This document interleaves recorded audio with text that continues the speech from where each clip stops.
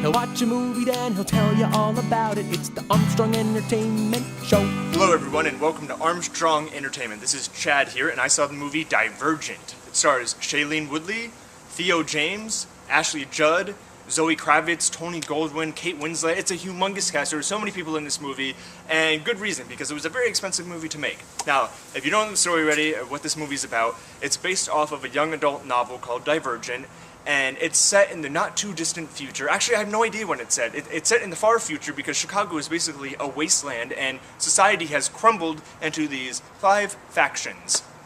Each faction is basically a virtue that a person has. So either like you're really humble and giving, or you're like fearless and like a warrior, or you're very smart and intellectual, or you're Amish.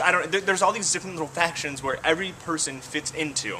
And as you're growing up, apparently, you get to choose which faction you want to join. So it's basically like a high school student choosing which college or school they want to go to. But before you do this, you take this test, kind of like the SAT test, and lets you know which one you're suited for the most. So the heroine of the story, her name is Beatrice, and she shortens it to Trice because it just sounds cooler. And she takes this test, and her test results come up as Divergent because she is multiple factions. And apparently that's really frowned upon because Divergents, they don't quite fit in, so they're apparently they're rebels, I guess. I don't know. And apparently, they're just bad people, and people want to kill them, and they're not good for society. So she has to pick which faction she wants to go into, and then you pretty much just go from there. Now, I knew, obviously, absolutely nothing about this film, because I don't think I explained it very well. I had never read the books, and I kind of wanted to go in with that blind feeling, because this movie actually looked pretty good to me. I was interested in seeing it. It's the first young adult movie I've been into since Hunger Games. I love the Hunger Games. And this one, it seemed interesting, and I gave it a shot, and I must say, I really enjoyed the fact that I had no idea what was happening, because I've heard a lot of people who have read the books hate the movie and don't like it, and they say stuff is missing, blah, blah, blah, what everybody always says, the book's always better than the movie.